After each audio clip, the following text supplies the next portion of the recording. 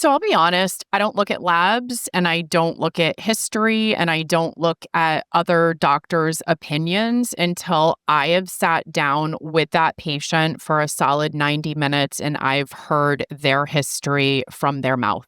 I have patients that will write me sort of like books of their Mhm. history. And, a lot of them are pretty perturbed with me that I haven't read it before I've sat down with them. And to me, you just learn so much in a history. And I want to be able to draw my own conclusions. Welcome to The Functional Edge. I'm Dr. Julia Ward, and this is where science meets real-world strategies for living healthier, sharper, and stronger. From uncovering hidden environmental toxins to unlocking peak performance and mental clarity, we cover it all. Ready to take control of your health and thrive? Let's dive in. Hi, and welcome to the Functional Edge podcast. I'm your host, Dr. Julia Ward, medical director and founder of Balanced Body Functional Medicine. Today, we're honored to welcome Dr. Myriah Hinchey to our show. In this episode, Dr. Hinchey will be sharing insights on Lyme and chronic complex disease, offering great expert guidance to help you navigate your health journey with the latest advancements in functional medicine. So stay tuned for an engaging conversation that promises to empower and inspire your path to wellness. Welcome, Dr. Hinchey. Thank you so much. Thanks for having me. It's great to be here with you. Yeah, why don't you just tell us a little bit about yourself and then we'll kind of launch into some questions. Well, I'm a licensed naturopathic physician in the state of Connecticut as well as New Hampshire. I have been seeing patients for about 20 years. Lucky enough that I have been Lyme literate right from the get-go. And I would say I have been specializing in treating Lyme for the past 17 years and now solely only accepting patients that have a chronic vector-borne disease or long COVID or a child that has pediatric special needs. And a lot of times there's overlap with the vector-borne diseases and COVID and things like that in that population. Great. And how did you get into this? So I got into it, I would say, by force. Never anything that I wanted to specialize in. I actually became a naturopathic doctor because I wanted to practice longevity medicine. And in school, I had a very young woman who had chronic Lyme and Babesia and had had a PICC line and failed IV Rocephin for like 6 months. And so it was on my radar that Lyme and other vector-borne diseases are not what we are taught they are in medical school, and that they don't present with a rash and arthritis, if we're talking about Lyme, and easily resolve with a short course of antibiotics. And, I started out practicing in Connecticut. It's where I'm from. And when you're taught, root cause medicine, find the underlying cause, find the root cause, oftentimes with these complex chronic illnesses, there's one of these stealth infections at the heart of it. So, I'm also one of those people that I can't really deal with only knowing a little bit. So if I'm going to do it, I'm going to know everything there is to know about it. And, I got involved with the International Lyme and Associated Diseases Society pretty much right out of school and started going to their annual meetings and really learning everything that I can about, proper diagnostic criteria. It is a clinical diagnosis. It doesn't matter, really what your test results say. And then, we could go down a rabbit hole with testing and how it's not complete and inappropriate, with these conventional labs and talk more about the specific specialty lab companies that are out there that do the testing right. But in the end, it comes down to a clinical diagnosis anyways. So when a patient arrives with years of symptoms and a stack of labs, what's your first organizing framework for that case? So I'll be honest, I don't look at labs and I don't look at history and I don't look at other doctors' opinions until I have sat down with that patient for a solid 90 minutes and I've heard their history from their mouth. I have patients that will write me sort of like books of their history. And, a lot of them are pretty perturbed with me that I haven't read it before I've sat down with them. And to me, you just learn so much in a history. And I want to be able to draw my own conclusions. I don't want to treat like some phantom patient with other people's opinions and labs and whatnot. I want to be able to kind of form my own opinion. And so that's what I do. And then of course I'll look at everything that's brought to me after the fact. But, I feel like being a good clinician is really being a good detective, and sitting down and letting it unravel naturally. What are the most common pitfalls in diagnosing Lyme and co-infections? And how do you handle discordant test results when the clinical picture is compelling? So again, it's a clinical diagnosis, but when it comes to the test, like let's say that we're just talking about Lyme disease. So Lyme disease is caused by a bacteria called Borrelia. And the Lyme disease that became sort of like found in 1975 in Lyme, Connecticut, which is where it got its name, that's Borrelia burgdorferi. And so that's just one species of Lyme. But there are roughly about 18 or 19 different species of Borrelia that can cause Lyme, or its cousin, as some people call it, tick-borne relapsing fever. And so if you go to your doctor and say, I think I have Lyme, I want to be tested for Lyme, and say they use a conventional lab like Quest, they're going to order, typically it's a two-tiered test, still, which is flawed in its own way. But basically, they're going to look for antibodies to Borrelia burgdorferi. And when they do that, they're only evaluating that one species. You can now also order the Miyamotoi species as well. But, again, that's looking at two species, not looking at the 18 to 19 species that can cause Lyme. So we can't say that you don't have Lyme because we looked at only two species. We would have to look at all of the species to be able to tell you you don't have Lyme. So that's kind of problem number one. Number two is that testing for Lyme doesn't test for Babesia, Bartonella, Ehrlichia, Anaplasma, Rickettsia, right? Any of these other bacteria and or parasites that you can get from the bite of an infected tick. And by the way, Bartonella can be transmitted by other biting flies, lice, mites, things like that. And we also, Bartonella and Lyme can be passed in utero from mother to child. So there's other vectors, other ways that one can acquire these infections too, which leads to another diagnostic pitfall, which is not remembering being bit by a tick or not seeing the bite, right? So we have to keep in mind that all of this doesn't only come from a tick. So then there are people who don't make adequate antibody production to these infections because these infections actually alter the immune system's ability to see it and fight it correctly. And in some people, that results in an inability to make antibodies. And most of the tests that we're looking at are antibody tests. So they're called an indirect test, which is evaluating the immune system's response to the infection. And unfortunately, if you're one of those patients that aren't making antibodies, your test could come back negative.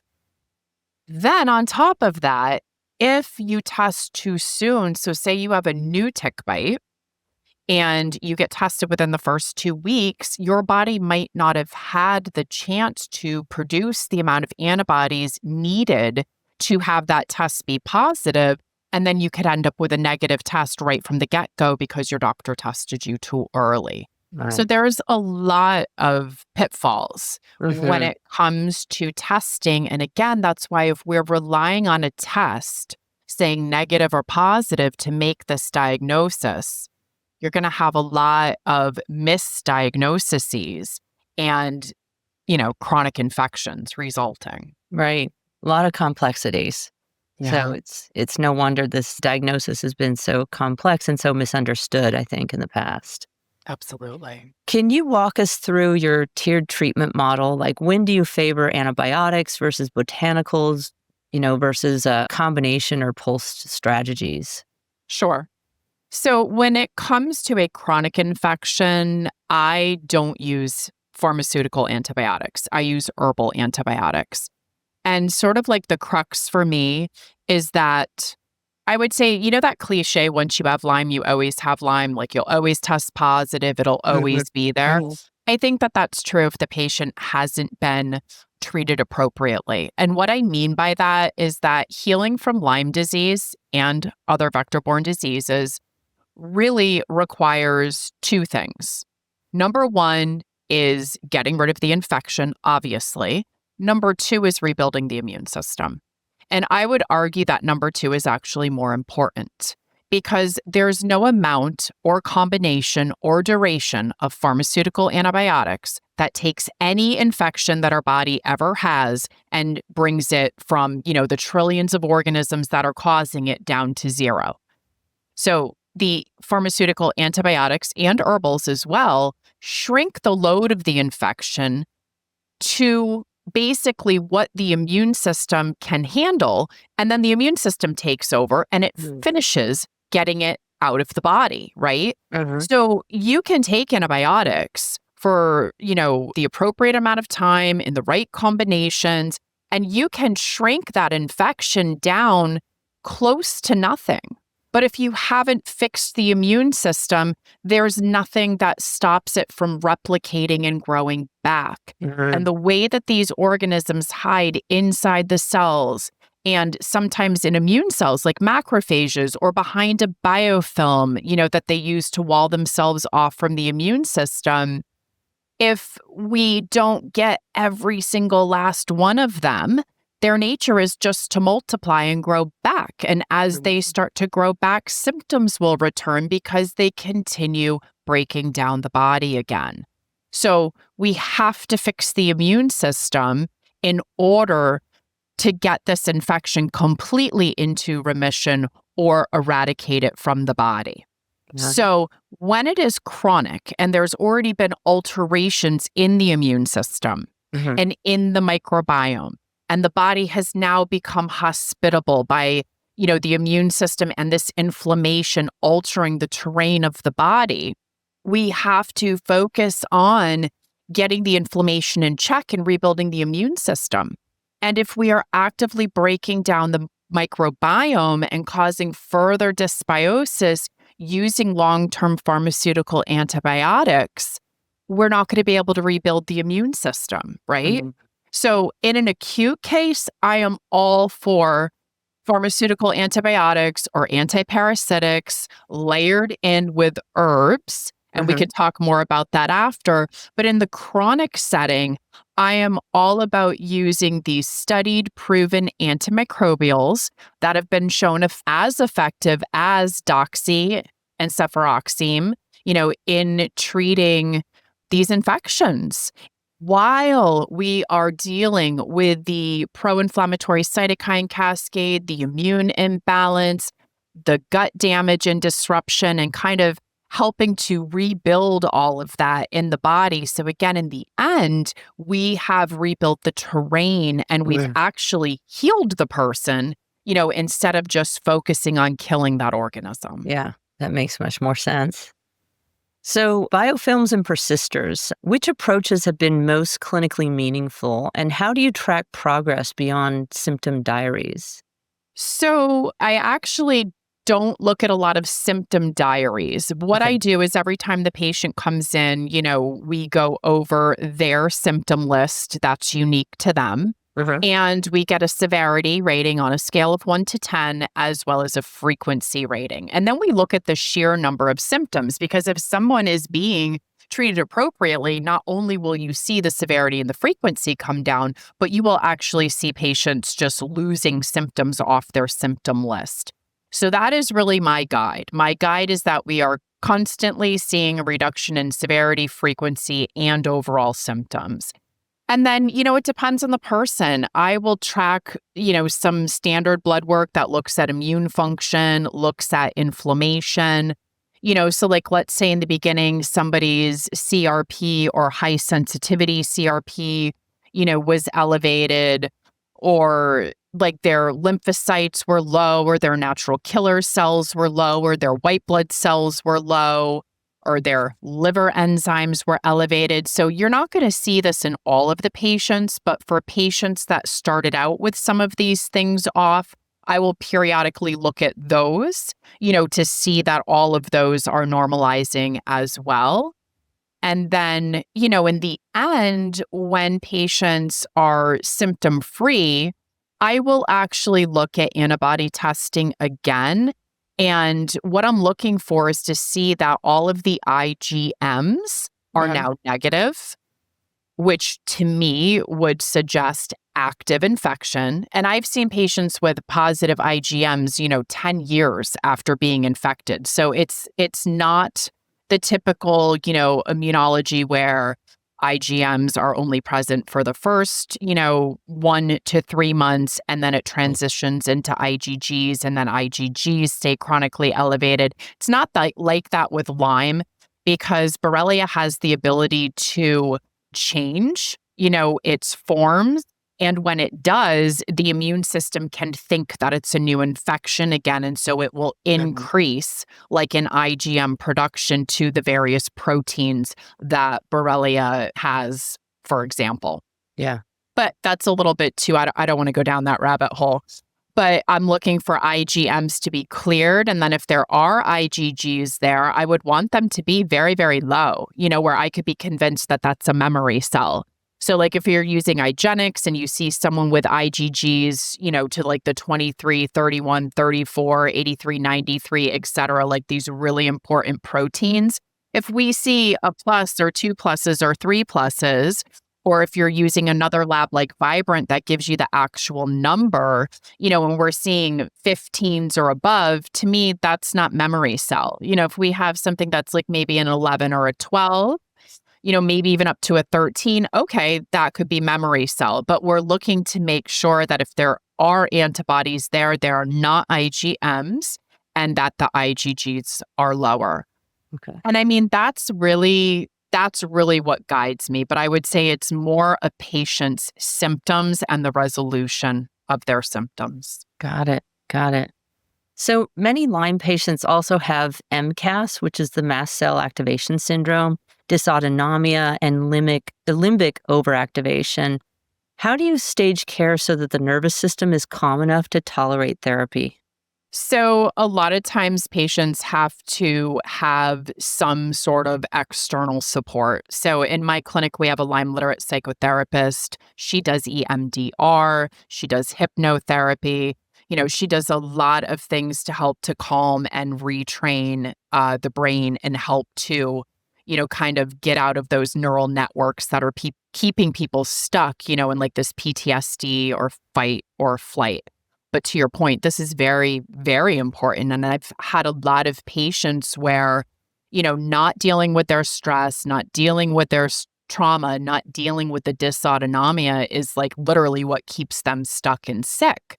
And I think what's important to realize is like if we are stuck in fight or flight, that is not your rest, digest, and repair branch of the autonomic nervous system. And when fight or flight is on, everything else is off. So, there's a multitude of things out there that one can do to help get them out of this dysautonomia. A lot of them have to do with stimulating the vagus nerve. And so there are devices. I mean, I can't say that there's one that I have seen that I'm totally in love with, but, there are devices that you can place on your neck to help to stimulate the vagus nerve. We have something in my office that I love called Brain Tap. And so Brain Tap, has lights that flash, it has binaural beats, and then it plays a guided meditation. And I find that very, very helpful because a lot of my patients will say, I can't meditate. I lay there and my mind starts to wander and I get even more stressed out. So, a lot of times having something that just kind of takes over for them is really helpful. But for patients that can, trying to meditate, doing deep breathing exercises, humming, singing, things like that will stimulate the vagus nerve. And then there's Annie Hopper's Wired for Healing. There's Primal Trust. Like there's all of these other actual like programs out there that one can do, to try to deal with that. And then, yes, MCAS is an issue. A lot of patients have POTS, as and a multitude of other things, going on that need to be dealt with simultaneously. So when I look at this from a functional medicine perspective, a lot of this comes back to the gut. A lot of it comes back to detoxification, healing the gut. And so for me, it's like, well, you can't do that without addressing diet and addressing food sensitivities and whatnot, I see a lot of patients. In fact, I have more than a handful of patients who have come to me with idiopathic hives. That has been their main complaint, on a ton of histamine blocking pharmaceuticals and allergy meds, yet they're still breaking out with over 100 hives a day. Every single one of these patients tested positive for some sort of vector-borne disease. And as we treated that underlying vector-borne disease, along with their gut dysfunction and their MCAS, finally, after years and years of nothing helping, having that idiopathic hives go away and having the patient not need to remain on any sort of histamine blocking drugs too, which is huge. But, I would say whether you're the person that's breaking out head to toe in hives, or if you're the person that just has some nausea and dizziness from MCAS or anywhere in between, I would say that there's some level of it in almost every single one of my vector-borne disease patients. And it has to be dealt with. But again, it's kind of like you're dealing with all of this together from a functional medicine perspective. Right, right. What are your non-negotiable foundations like sleep, protein, minerals, light, movement, breath work that make everything else work better? Everything you just said. Okay. No, I mean, sleep is so important, for so many reasons. A lot of our repair and our detoxification happens at night, especially for the brain. And if we're not sleeping, our body really doesn't have the foundation for the immune system to function properly. But it's a catch-22 because a lot of my Lyme patients have insomnia or disrupted sleep where they're waking up all night or they feel like they're never really getting into that deep sleep.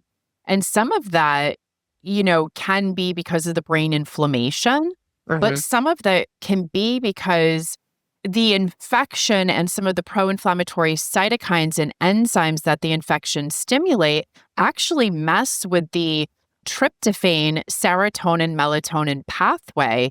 And instead of making serotonin and melatonin, we are making quinolic and kynurenolic acid, which are two neuroexcitatory toxins.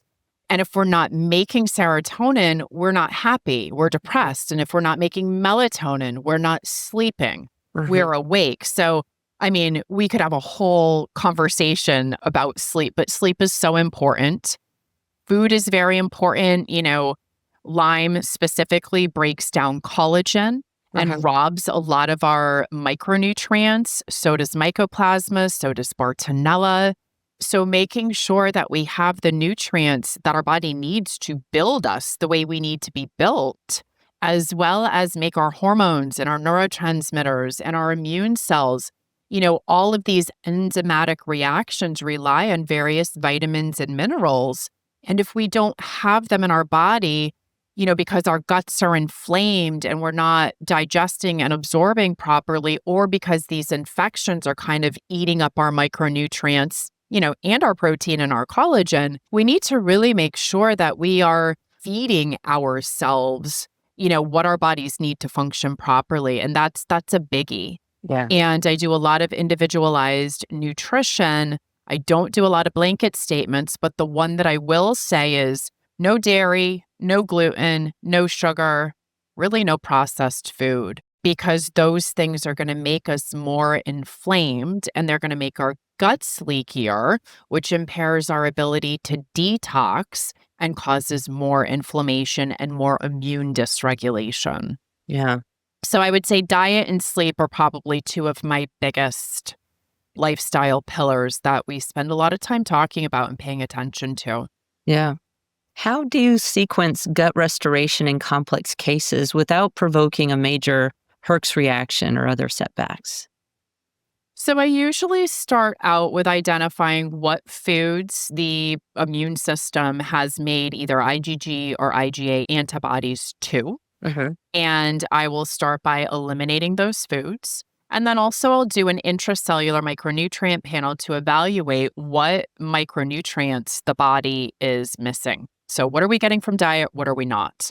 And then I spend the first, let's say, 4 to 6 weeks really focused on giving those nutrients as well as decreasing the foods that are furthering that pro-inflammatory cytokine cascade. And then depending on the level of leaky gut, I will add in sometimes like demulcent herbs, or if they're deficient in glutamine, I will use glutamine. But, really looking at, what needs to be done to help repair that lining in the gut. And just repleting nutrients that are deficient and getting the foods out that are wreaking havoc goes a really, really long way. Mhm. So, with almost every patient, that's what the first 4 to 6, sometimes 8 weeks looks like. And then I will move on to the anti inflammatory herbals. Mhm. And for some patients, I will also use the antimicrobial herbs at that point. If a patient is really toxic, has a really inflamed gut, or they report to me that they're one of those very sensitive patients that reacts to everything, Mhm. then I will usually stage their herbs into. So, starting with the ones that have the more calming, anti inflammatory actions, and then saving the ones that I would consider to be more of like the killers, maybe for like sometimes week 10 or week 12 Got of it. treatment. Right. Because, I would argue that it's, you can only get so far in healing the gut if you have an infection that is causing further dysbiosis and Mhm. further immune stimulation and further inflammation, right? Yeah. So it's like you can only get so far without actually addressing the infection itself. Right. Right. And what about screening for like mold and water damaged buildings? How do you, or what point do you start layering that in as well? So, because of the way that the body excretes mycotoxins, like it is actually a detoxification process. So, if the patient already comes in with a mycotoxin test or knowing that mold is an issue, then we kind of start dealing with it right away, too. And I can come back to that in a second if you'd like. Mhm. But if a patient hasn't been tested, and you might find this surprising, I don't test right away Okay. because if the body is missing what it needs to properly detox, the patient could actually be holding on to mycotoxins and not detoxing them. Mhm. So I don't want to waste their 350-ish dollars on a test that might not give us an accurate result because they have issues detoxing. Mhm. So, if they're missing micronutrients that are needed to run phase 1, phase 2 of detox, or like let's say their routes of elimination are not up to snuff, then we could get false negatives with mycotoxins. Mhm. Yeah. So I will evaluate, but usually not until we're a good 3 months in. Okay. Got it. And then which objective markers like labs, heart rate variability, strep counts, inflammatory markers actually correlate with patients feeling better in your experience? So, other than the labs that I already spoke to you about, I don't Mhm. really look at any of that. Okay. Okay. Like Just if a child has pandas and you're looking at, some of the various strep markers, that is helpful to go back and watch them in the end, but that would just be for a child with pandas. And again, I don't really look at the other two. okay. Okay. And then a question about hormones. How do you think about pregnenolone, DHEA, thyroid support to stabilize energy and neuroinflammation without masking signals? So, our hormones obviously are very, very important and really govern a lot of the immune system's, functions and processes, even going to the sex hormones like estrogen, progesterone, testosterone, whether you're male or female. And that is part of like what I call my background or foundation work. So I'm always looking at people's thyroid levels and not just a TSH and a free T4. We Mhm. go through and we look at free and total T3 and T4, as well as TSH, reverse T3. I look and make sure that there's no thyroglobulin antibodies or thyroid peroxidase antibodies. So it's a very, very full evaluation of the thyroid, as well as looking at all of the adrenal and sex hormones. So looking at pregnenolone levels, looking at DHEA, estrogen, progesterone, testosterone, etc., and making sure that they are all within, the optimal ranges. Because again, this really governs, all of these other metabolic and immune processes in the body. And they're just as important as any other piece of the puzzle.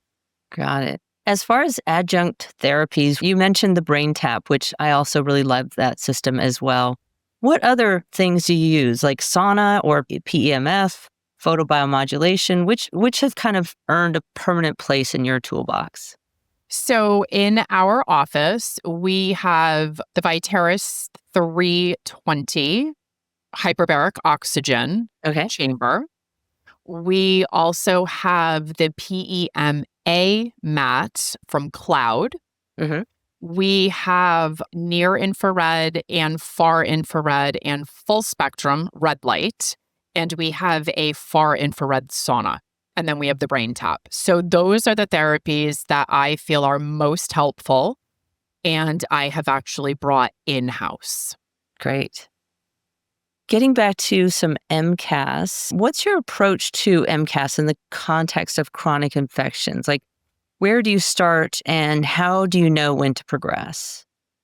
So there's a lot of nutrients that are involved, with MCAS and the mast cell and being able to kind of like stabilize it. So again, number one, I think doing this intracellular nutrient panel is so important, again, because we're seeing what does the body have, Hmm. what does the body not have optimal levels of. Because giving someone more of something that they already have isn't helpful, really. Hmm. But I kind of look at it, I'm going to say, in about 4 angles. So, number one, we have stabilizing the mast cell. Hmm. So, if the mast cell has its outer membrane very, very thin, then it is going to degranulate and release histamine as well as other pro inflammatory cytokines much, much easier than if the mast cell has a more thicker, stable membrane. So, using bioflavonoids, using vitamin C, using quercetin is very, very helpful to stabilize the mast cell and to try to build up like the strength of its membrane.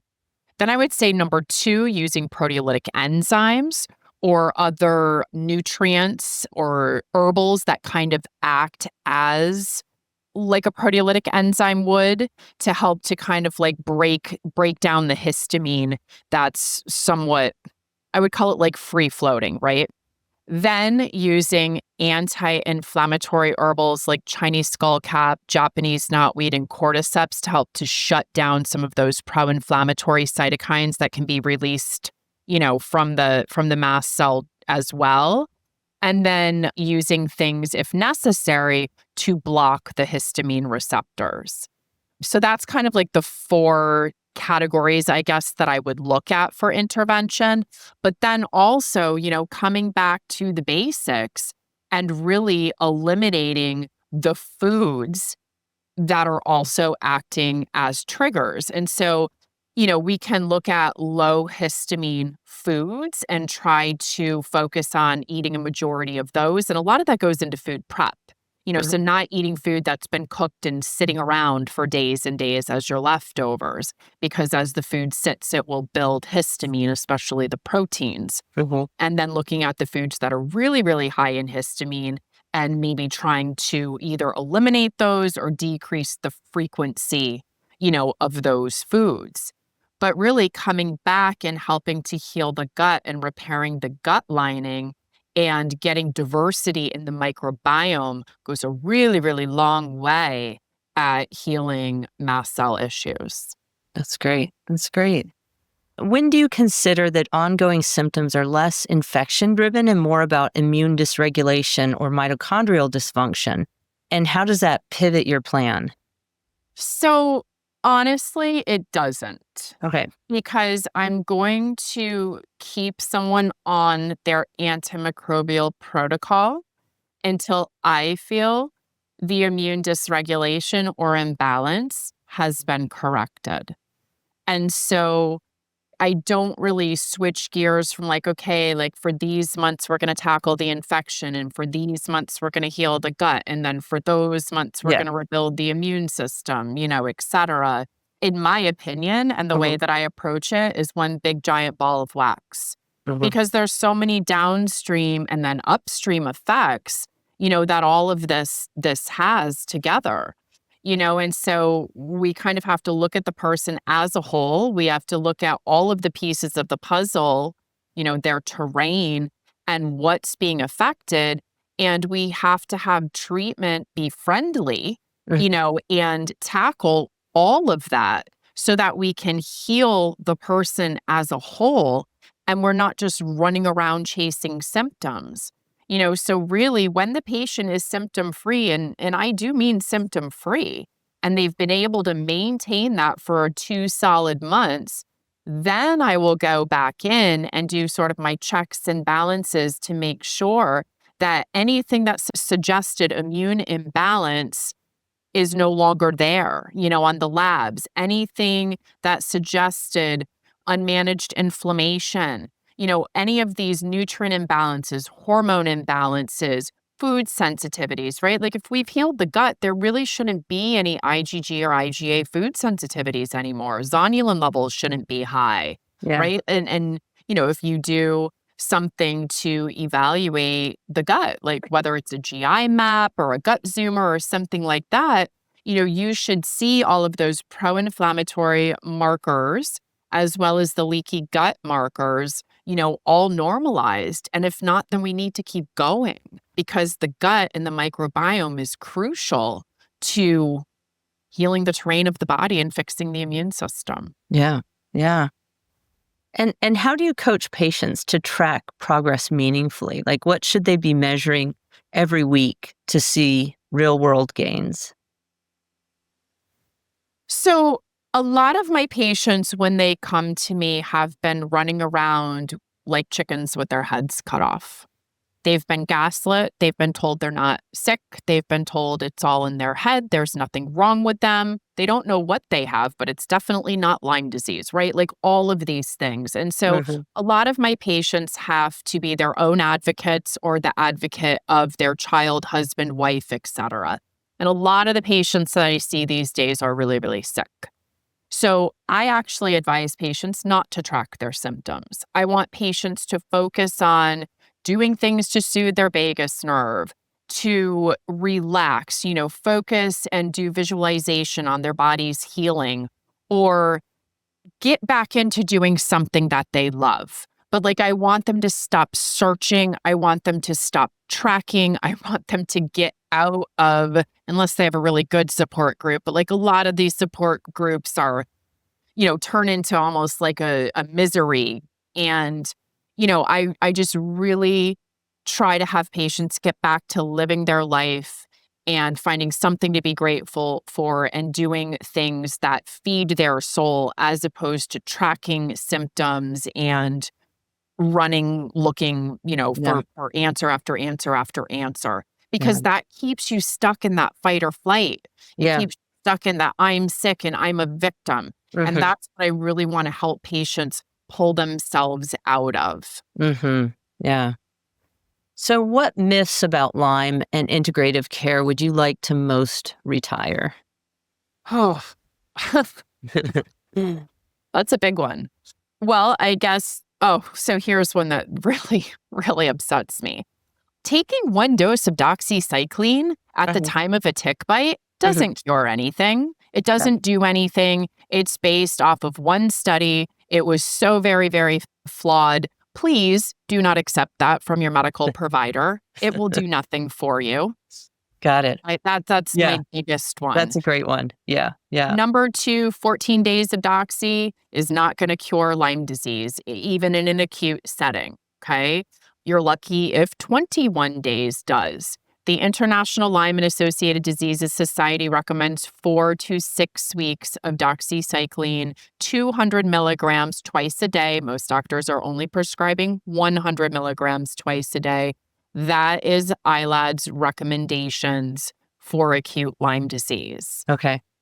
we need to stop calling it Lyme's, and we need to stop lumping all of these co-infections that are caused by not only different types of bacteria, but different genus and species of bacteria into the diagnosis of Lyme disease. Like Lyme is specifically the species of Borrelia that cause Lyme. Then we have the species of Borrelia that cause tick-borne relapsing fever.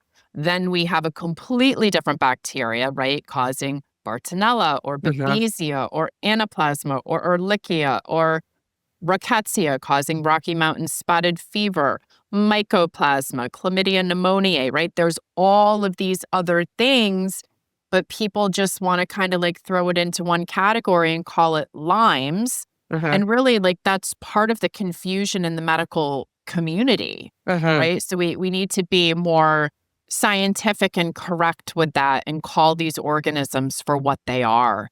Yeah. And it's not even really tick-borne disease anymore. It's vector-borne disease because these things all can be transmitted by vectors other than ticks. Right. Well, can you share a memorable case turnaround? What finally unlocked someone's progress and what did it teach you?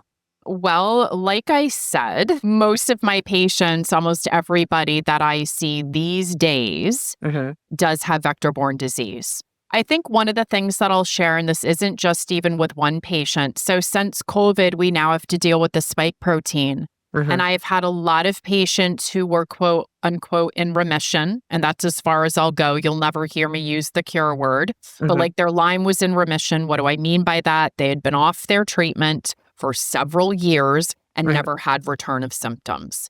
And then all of a sudden during COVID, and especially after the COVID vaccines and boosters, coming back into my office saying all of their Lyme symptoms are back. So the COVID spike protein and the damage to the immune system and the body in the pro-inflammatory cytokine cascade that it ignites is very, very real. It overlaps with that of all of these vector-borne diseases, and it makes the body more hospitable. So getting on a good protocol to help you to break down and detox the spike protein is often necessary in my patients that have been vaccinated for COVID or a patient that just gets the SARS-CoV-2 virus and has acute COVID, that can kind of set back their treatment a little bit. And often I will have to use a combination of nattokinase, bromelain, curcumin, and quercetin to tackle that spike protein, in order to kind of settle that piece down. And a lot of times it can take a solid 3 months. I did an amazing interview with Dr. Peter McCullough, and he is a huge advocate. He has his own version of the spike protein detox formula that you guys can look up. But also he talks a lot about knowing your number, like knowing your spike protein antibody number. And this is a test that patients can order on themselves through LabCorp for about $64. And it's really worth knowing your number because it can tell you if you're in the danger zone or not. And if you're in the danger zone, doing a spike detox protocol is super important, just in warding off like chronic inflammatory diseases. That's great. Yeah, that would be really useful. For clinicians listening, what skills or mindsets are essential to treat chronic Lyme well, and where should they start? So I would say definitely with ILADS, with the International Lyme and Associated Diseases Society. They have their annual 4-day scientific conference every year. They also have a ton of webinars, on their site that's available. If it's for a child, going to the Medical Academy of Pediatric Special Needs, or MedMaps. And so, by the way, it's medmaps.org, and it's also ILADS.org. So those two places. I guess I should plug my own conference. Yes. Please do. I always forget. So I put together something called Lyme Bites, and the website is lymebites.com. So that's LYMEBYTES.com. We do an annual symposium. This year, we're looking at Lyme and other vector-borne diseases, obviously, but also long COVID, COVID vaccine injury, PANS pandas, as well as mold-related illness, and kind of like how they all converge because, let's face it, a lot of patients are dealing with all 4 of those things. And we have tons of resources on the website, from patient grants. So there's actually foundations that can help patients, get money to get proper testing and diagnosis and treatment, as well as lectures from the past 5 years, Lyme Bites conferences. And these are all doctors that really practice functional medicine. It's a mixture of MDs, DOs, and NDs that are typically presenting at Lyme Bites. That's great. And we'll definitely put all of that information on our show notes for everyone, including your website as well. So, thank you very much for joining us. I really appreciate all the wealth of information. And thanks to everyone for joining me on The Functional Edge. I hope today's episode gave you fresh insights and practical tools to level up your life. If you found value in what you heard, don't forget to hit the subscribe. Share the podcast with someone who needs it and leave a review. It's the best way to support our mission of bringing powerful health solutions to more people.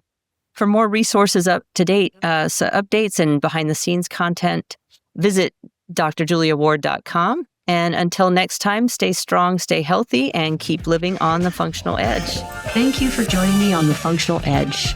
I hope today's episode gave you fresh insights and practical tools to level up your life.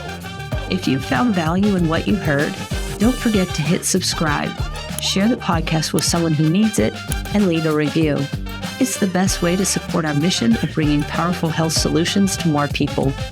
For more resources, updates, and behind-the-scenes content, visit drjuliaward.com. Until next time, stay strong, stay healthy, and keep living on the functional edge.